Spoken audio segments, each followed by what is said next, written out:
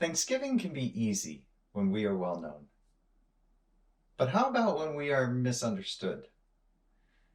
In our 700 seconds, we will begin a series of listening to Psalms of Thanksgiving.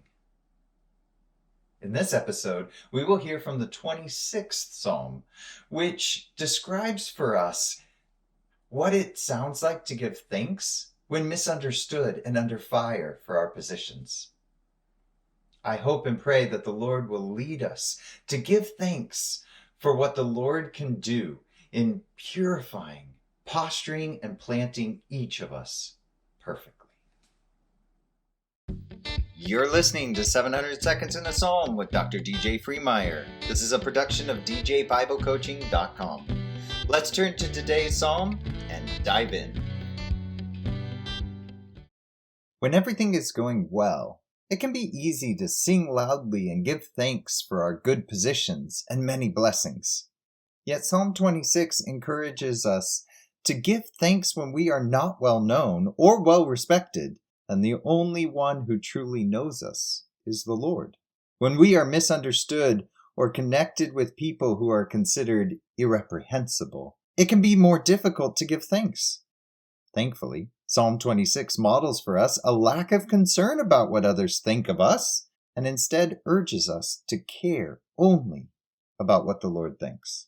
And this singular care about how the Lord views us starts right from the beginning of the psalm. The psalm begins with the request, "Judge me, Lord." Now, not everyone would want to make such a bold request. Certainly those who do not believe in the existence of a divine judge would never utter this prayer. But neither would those who know that their actions have not been good. It would not be logical for accused criminals to ask the judge to sentence them after being shown irrefutable proofs of guilt. How many of us would want judgment when we know we are guilty? Still, some of us might be hesitant to ask the Lord to judge us because we do not know whether we will be found guilty or not. Perhaps we might not be acting out of pure motives or selfless desires. How many of us right now would want the Lord to judge us? If the beginning of this psalm is not startling enough, the psalmist heats it up even more and invites the Lord to do more than judge. The psalmist asks for tests. That in itself is strange, not just because most of us dislike testing in general, but because the tests requested are for the evaluation of all of a person's thoughts, actions, and feelings. Even if the psalmist had acted well in the past, a test given at a vulnerable moment could easily change the verdict from innocent to guilty. How many of us would desire a test if that test could come at our weakest moments? Even so, the psalmist initiates the test by requesting a trial by fire. Now, in societies that avoid pain, asking to be put into the fire would seem bizarre. We tend to avoid heated situations, yet the psalmist requests them. How could the psalmist request to be judged, tested, and tried by fire? Well, one would only ask these things if the outcome were already known. If one is confident in surviving the fire to come, then one could face it boldly. If one is confident about acing the test, then one has no fear in requesting it. If one is certain of the judgment, then one could say, "Let the judgment come." The psalmist, therefore, believes that when put to the test, the psalmist will not falter. This is astounding confidence being displayed. Yet this confidence is not because the psalmist is filled with pride or has too high a perception of self. Rather, this is because the psalmist is confident in what the Lord has already done, and how the Lord has already been purifying, posturing, and planting the psalmist perfectly. First, the psalmist trusts that the Lord purifies well. The metaphor used in the psalm is when one is mining precious metals and places those metals into the fire in order to refine them and remove the impurities. The psalmist declares that the Lord has done such a great job at refining the psalmist that the fires will no longer find impurities to remove. The Lord has cleansed the psalmist inwardly and outwardly. The psalm mentions the innards and the heart, which in Hebrew poetry connect with the desires and the will of a person. The psalmist is confident that both desires and will could withstand whatever heat or fire might be applied. Not because of how great the psalmist is, but because of how great the Lord's cleansing has been. The psalmist has embraced the refining process that the Lord has done. Moreover, the psalmist has embraced the gifts that the Lord has given to keep the psalmist pure. The metaphor here shifts to a journey, and it is beneficial, when on a journey, to keep one's eyes on the destination and one's feet moving on the right path. For the psalmist, the destination is the Lord's hesed, or loving loyalty, and the right path is the Lord's emet, or truth. The psalmist recognizes the immense value of these divine gifts in maintaining the purification of the psalmist. Thus, the psalmist honestly admits to being pure because the psalmist recognizes what the Lord has done. In this, the psalmist is expressing gratitude that is similar to what Brother Lawrence expressed when he said, "If I have not failed, I give thanks to God and acknowledge it is God's doing." When the Lord cleanses us and helps us to remain clean, it is right to give thanks to the Lord, who is able to purify each of us perfectly. Sadly, not everyone accepts the Lord's purification, which can lead to the psalmist potentially being misidentified. The psalm mentions hypocrites and deceivers. By their postures and their actions, these types of people appear to be walking in righteousness, but are not. It would be easy to lump the psalmist in with these pseudo-pure people. And this might be why the psalmist is so eager for a trial. Surely the Lord would be able to discern between a sincere follower who trusts in the Lord and those who lead people to trust in themselves. A trial could reveal who is following the Lord sincerely and who is not. A trial could also reveal the results of those who practice hypocrisy and deceit. The result is harm. When the wicked gather together, harm is what comes both to them and to those who are caught in their wake. The psalmist, however, can avoid causing that harm because the Lord has enabled the psalmist to be discerning enough to avoid the postures of these types of people. The psalm mentions postures of sitting, entering, and assembling. Such references indicate continual interactions, which will only result in harm. And thus the psalmist gives thanks to the Lord for helping the psalmist avoid these postures. Rather than gathering for harm, the posturing that the Lord enables includes entering into the Lord's house, gathering around the Lord's altar, and remaining in the Lord's glory. This posturing, which is close to the Lord rather than close to the wicked, is definitely reason enough to give thanks. When the Lord invites us into the Lord's life-giving works, it is right to give thanks to the Lord, who is able to posture each of us perfectly. Sadly, not everyone accepts the Lord's posturing, which can again lead to the psalmist being misassociated. The psalm mentions sinners who hold themselves back from where they should be, and violent people who have blood on their hands. The psalm also mentions types of people who use their hands to abuse others or to take bribes.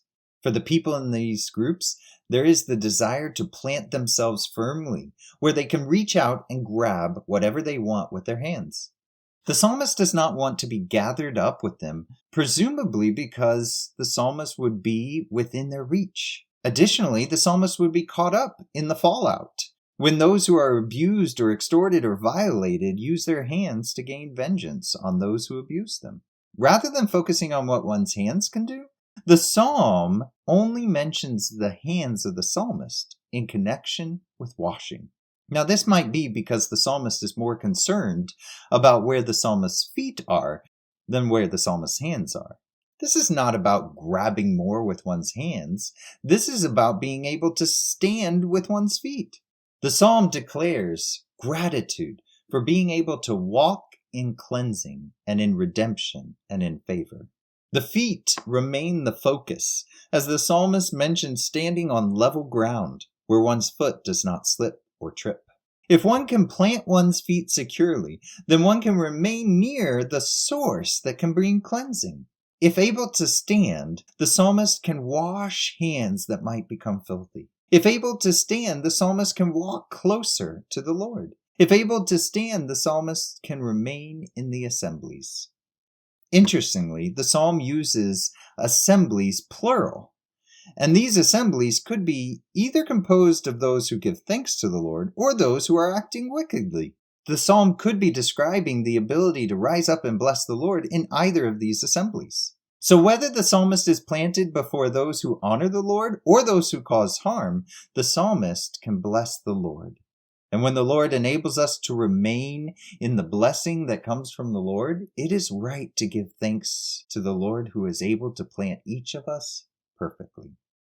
So in Psalm 26, we are encouraged to give thanks for how the Lord is purifying, posturing, and planting us perfectly. And it might be significant that the proclamation of thanksgiving and the recounting of wondrous works are positioned right in the middle of the psalm. The word for thanksgiving is todah in Hebrew and ainesios in Greek. And the words describe an offering that a worshiper could bring to the Lord in gratitude for what the Lord has done. Each worshiper at a thanksgiving offering would be invited to communicate what the Lord has accomplished. And any hearer might easily misunderstand.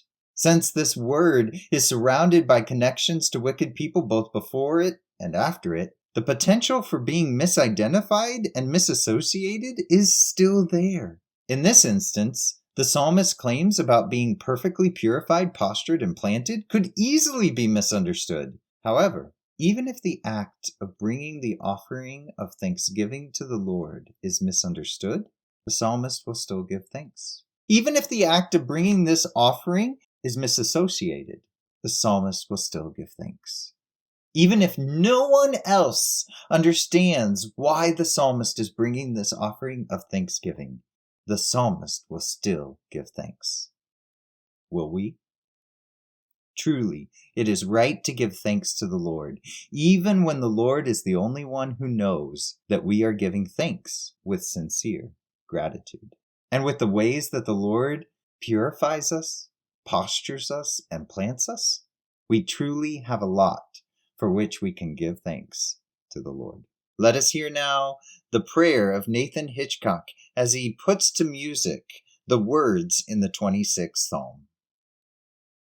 As for me, I will walk in my integrity. Yes, as for me, I will walk in my integrity. Redeem, grace me. My feet are set on solid ground. I will bless the Lord in the congregation.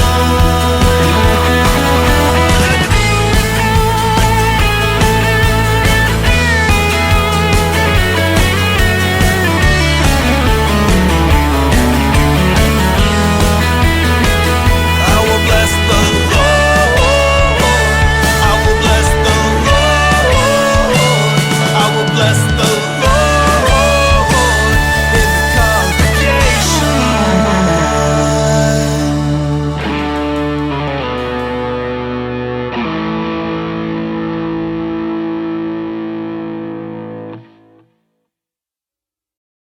I hope you enjoyed that clip, which has been used with permission from the Psalms Project. The song is called Judge Me, Psalm 26, and features Nathan Hitchcock singing and Phil Kiggy on guitar. It comes from Volume 3, Psalms 21 through 30. If you would like to go deeper into how this psalm and other psalms can be put to music, I encourage you to check out the Psalms Project.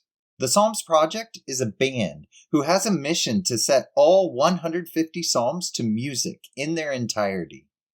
The Psalms Project was started in 2012 by Shane Heelman, who is a singer, songwriter, and producer, and has collaborated with over 70 musicians in order to set every verse of the Psalms to music using modern worship styles. The Psalms Project is unique in how it uses a variety of biblical translations in an effort to balance faithfulness to the literal text and the aesthetic quality of each song. If you would like to hear the Psalms sung in modern worship styles today, I encourage you to check out the 4 albums that the Psalms Project has produced, available at thepsalmsproject.com. I appreciate how the Psalms Project and other groups enable us to not only hear the words of the psalm, but experience how the psalms were originally set to music and were intended to be sung by individuals and groups. Thanks for joining us for 700 Seconds in the Psalm with Dr. DJ Freemeyer. If you would like to have episodes delivered to you as they are released, then you can subscribe to the channel or at djbiblecoaching.com.